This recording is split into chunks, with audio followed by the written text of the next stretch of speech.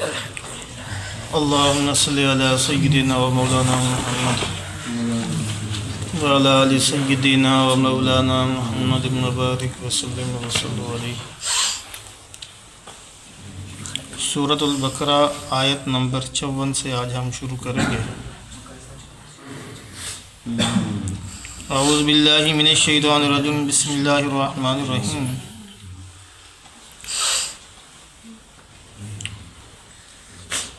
وَإِذْ قَالَ مُوسَىٰ لِقَوْمِهِ يَا قَوْمِ إِنَّكُمْ ظَلَمْتُمْ أَنفُسَكُمْ بِاتِّخَاذِكُمُ الْعِجْلَ فَتُوبُوا إِلَىٰ بَارِئِكُمْ فَاقْتُلُوا أَنفُسَكُمْ ذَلِكُمْ خَيْرٌ لَكُمْ عِندَ بَارِئِكُمْ فَتَابَ عَلَيْكُمْ إِنَّهُ هُوَ التَّوَّابُ الرَّحِيمُ۔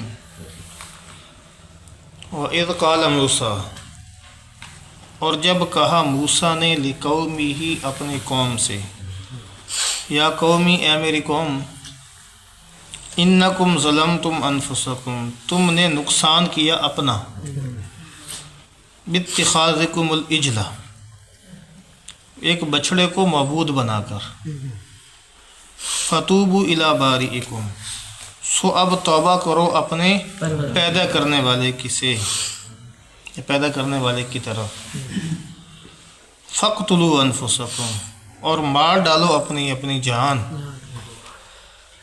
ذَلِكُمْ خَيْرٌ لَكُمْ عِنْدَ بَارِئِكُمْ، یہ بہتر ہے تمہارے لیے تمہارے خالق کی طرف سے، خالق کے نزدیک، فَتَابَ عَلَيْكُمْ، پھر متوجہ ہوا تم پر،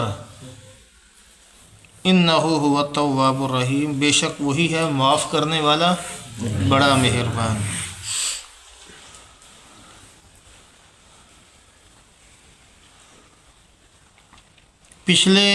پیچھے کل کے درس میں یہ بات گزری تھی کہ موسیٰ علیہ السلام کوہ طور پر گئے، وہ اللہ تبارک و تعالیٰ نے بلایا ایک مہینہ عبادت کی تورات لینے کے لیے، پھر 40 دن 10 دن اور گزارنے پڑ گئے، تو کتنے ہو گئے؟ 40 دن۔ پیچھے سے سامری جادوگر اس نے بچھڑا دے دیا اور لوگ اس کی پوجا کرنے لگ گئے۔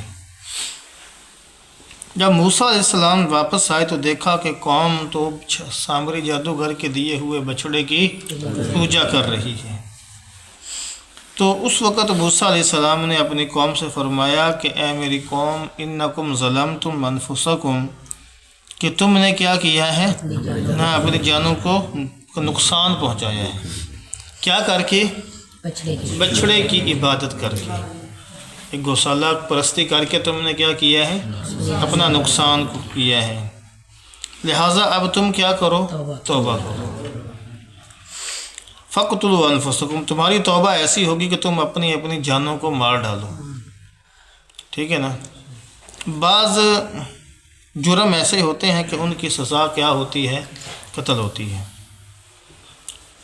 جیسے کسی نے کسی کو جان بوجھ کر قتل کیا،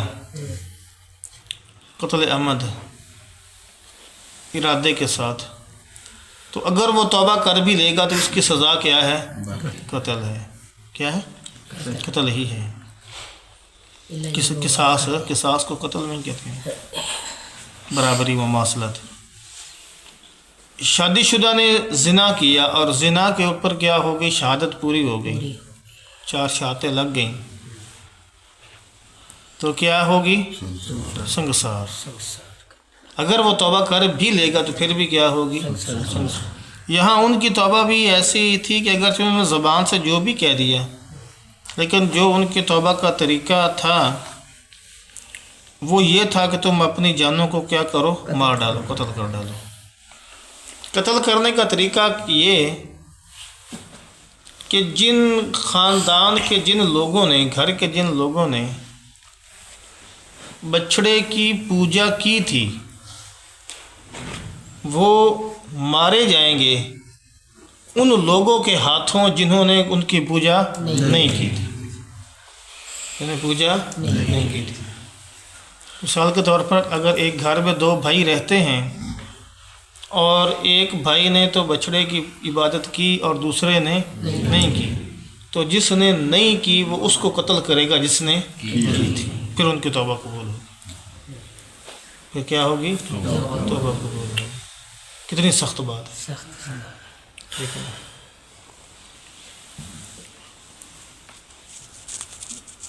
پھر بعض آدمی جنہوں نے گوسالہ پرستی نہیں کی، بعض آدمیوں کو جنہوں نے گوسالہ پرستی کی قتل کرو، ایسی ہے۔ ذالکم خیر لکم عند بارئکم، یہ بہتر ہے تمہارے لیے تمہارے خالق کی طرف سے، پروردگار کی طرف سے۔ فتاب علیکم، پھر متوجہ ہوا ان تم پر، انہ هو التواب الرحیم، بے شک وہی ہے معاف کرنے والا رحم کرنے والا۔ وَإِذْ قُلْتُمْ يَا مُوسَىٰ، اور جب تم نے کہا اے موسیٰ، لن نؤمن لک، ہم ہرگز یقین نہ کریں گے، حتیٰ نر اللہ جہرتاً، جب تک کہ ہم اللہ کو کیا نہ دیکھ لیں، سامنے نہ دیکھ لیں۔ فأخذتکم الصاعقہ، پھر آ لیا تم کو بجلی نے، وانتم تنظرون، اور تم کیا کرتے رہے، تم دیکھ رہے تھے۔ موسیٰ علیہ السلام نے کوہ طور سے تورات لا کر پیش کی، کیا کی؟ تورات لا کر پیش کی کہ اللہ کی کتاب ہے۔ تو بعض گستاخوں نے یہ کہا کہ اللہ آپ سے بات کر سکتا ہے، ہمارے ساتھ بات نہیں کر سکتا۔ تو موسیٰ علیہ السلام نے بإذن الہی ان کو یہ حکم دیا کہ آپ ایسے کریں، میرے ساتھ چلو کوہ طور پر، تو میں اللہ سے کہتا ہوں اللہ تمہارے ساتھ کیا کر لیتا ہے۔ 70 آدمی بنی اسرائیل کے جو تھے وہ موسیٰ علیہ السلام کے ساتھ کوہ طور پر روانہ ہوئے۔ وہاں پہنچنے پر اللہ تعالیٰ کا کلام ان لوگوں نے خود سنا، اللہ نے جو کلام کیا تھا نا وہ نے خود سنا۔ تو اس وقت انہوں نے کہا کہ خدا جانے اللہ بول رہا ہے یا کوئی اور بول رہا ہے، پتہ نہیں اللہ بول رہا ہے یا کوئی اور بول رہا ہے۔ تو اللہ تبارک و تعالیٰ، چونکہ دنیا میں کوئی شخص اللہ کو دیکھنے کی قوت نہیں رکھتا تھا نا، ہاں جیسے ذکر کیا تھا نا روحیت بھائی تعالیٰ کے بارے میں کچھ دن پہلے مسئلہ چلا تھا نا، تو دنیا میں کوئی بندہ دیکھنے کی طاقت نہیں رکھتا، عرش پہ جا کے اللہ کے نبی نے دیکھا ہے تو وہ معاملہ اور جہان اور ہے وہ۔ تو چونکہ انہوں نے اللہ تبارک و تعالیٰ کی گستاخی کی تو اس لیے ان کے اوپر بجلی آ پڑی اور وہ سب ہلاک ہو گئے، ٹھیک ہے نا، سب کیا ہو گئے، ہلاک ہو گئے۔ وہ ہلاکت کا تذکرہ پھر آگے کیا ہوا وہ آگے آ جائے گا، ٹھیک ہے نا۔ وہ 70 آدمی جو تھے وہ کیا ہو گئے، ہلاک ہو گئے۔ پھر موسیٰ علیہ السلام نے اللہ سے کہا کہ اے اللہ، بنی اسرائیل والے تو پہلے میرے مخالف ہیں، پھر میں جب ان کے پاس جاؤں گا اور جا کر کہوں گا تمہارے بندے مارے گئے، وہ تو میری بات نہیں مانیں گے، نہیں سنیں گے، کام خراب ہو جائے گا۔ تو موسیٰ علیہ السلام کے حکم پر اللہ پاک نے ان کو کیا کر دیا تھا، دوبارہ زندہ کر دیا تھا، ٹھیک ہے نا۔ ثم بعثناکم، پھر اٹھا کھڑا کیا ہم نے، من بعد موتکم، تمہارے مرنے کے بعد، تمہارے مر جانے کے بعد تم کو کیا کر دیا، اٹھا کھڑا کیا، لعلکم تشکرون، تاکہ تم کیا کرو، احسان مانو، اللہ تبارک و تعالیٰ کا شکریہ ادا کرو۔ موت کے بعد کیا کیا، اللہ پاک نے ان کو کیا کر دیا، ظاہر کھڑا کر دیا موسیٰ علیہ السلام کے اس کہنے کی وجہ سے کہ یہ لوگ مجھ پر تہمت لگائیں گے، بہتان لگائیں گے کہ آپ نے ایسا کیا کہ ہم سے بندے لے گئے اور جا کر خود کیا کر دیا۔ وَظَلَّلْنَا عَلَيْكُمُ الْغَمَامَ، اور سایہ کیا ہم نے تم پر ابر کا، غمام۔ وَأَنزَلْنَا عَلَيْكُمُ الْمَنَّ وَالسَّلْوَىٰ، اور تم پر ہم نے من اور سلوہ کو نازل کیا۔ کُلُوا مِن طَیِّبَاتِ مَا رَزَقْنَاکُمْ، کھاؤ پاکیزہ چیزیں جو ہم نے تمہیں کو دی ہیں۔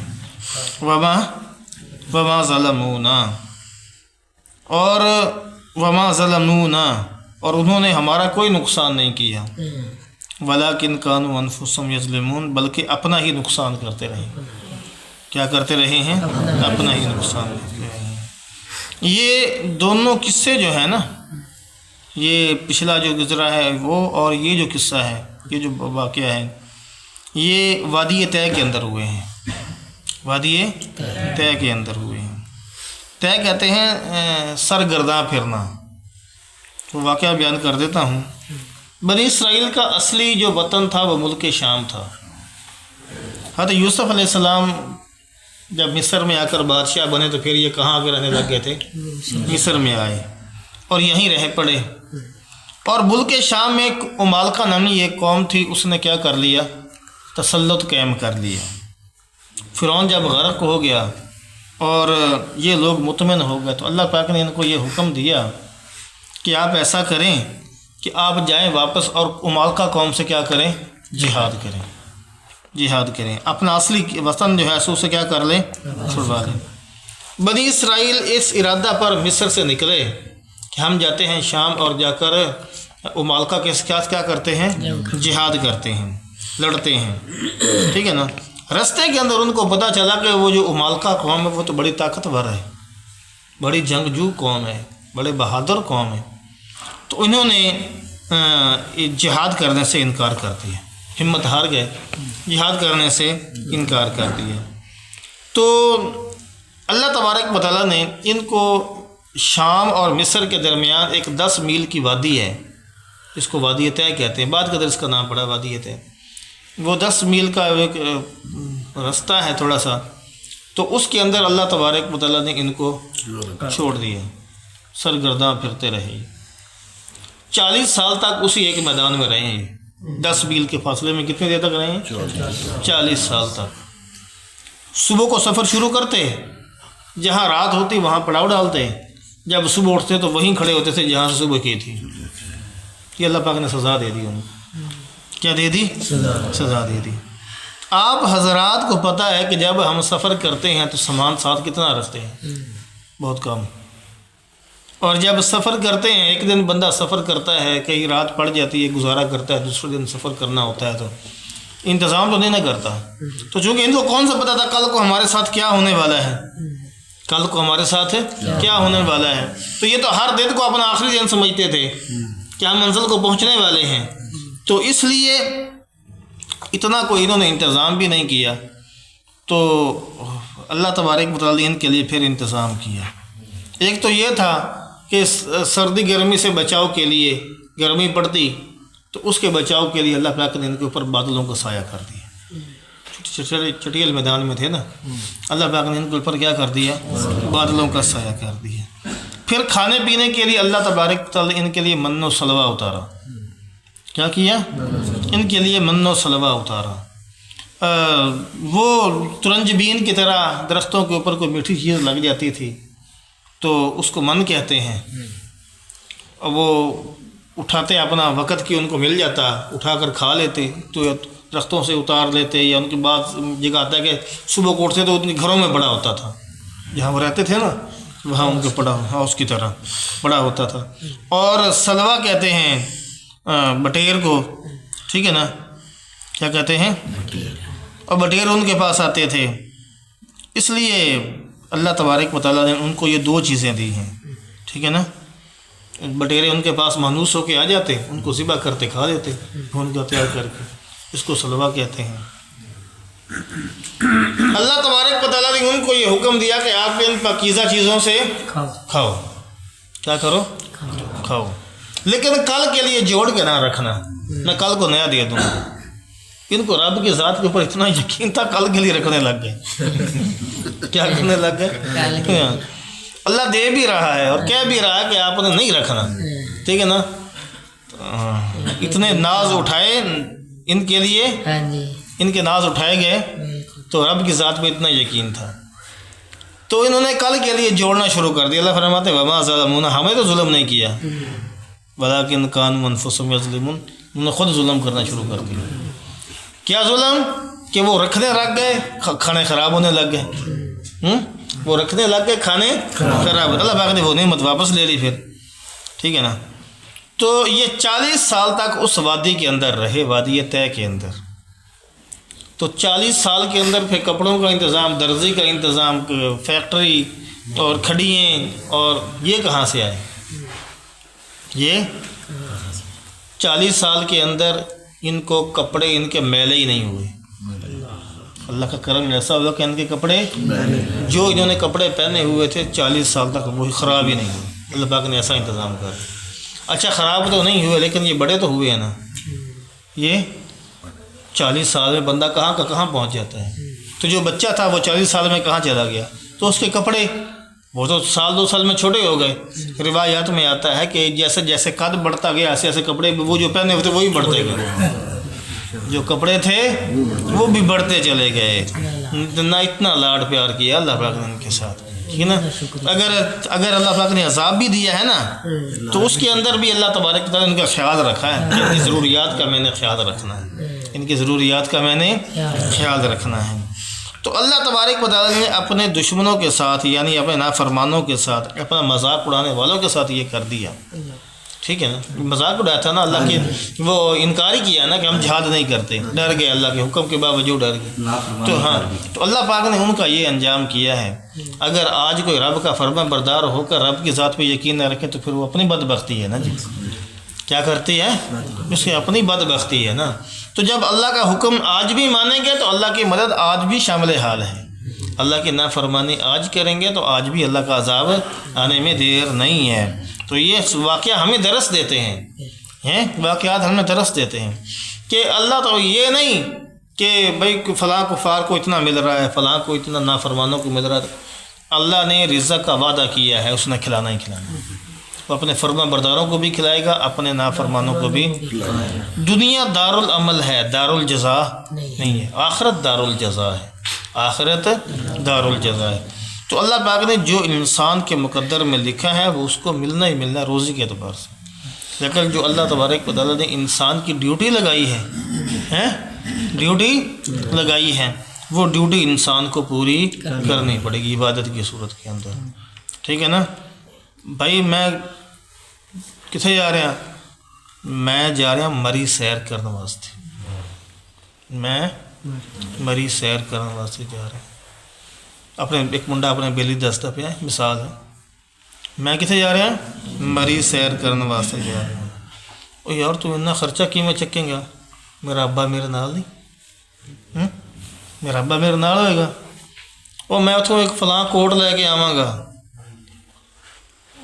پیسے کتوں لاؤں گا؟ میرا ابا میرے نال. او میں اسے گڈی لواں گا, واپسی آ کے دسدا سی میں فلاں کیتا, میں فلاں کیتا, میں فلاں. بھائی تو کداں کیتا دیکھ لو کتنے پیسے آئے. میرا ابا میرے نال. میں کراں گا, کداں کریں گا؟ میرا ابا میرے نال. میں فلاں کھادا, میں فلاں جگہ تے ہوٹل اسی رات رہے, اسی یہ گڈی لئی, اسی فلاں کیتا, سارا کچھ دسیا. وہ بل کداں کیتا؟ میرا ابا میرے نال. ہیں ایک دوست اپنے دوست کو یہ بتلاتا ہے کہ میں جا کر یہ کروں گا. وہ پوچھے گا کیسے کرے گا, تو بچہ کہتا ہے میرا ابا میرے نال ہے.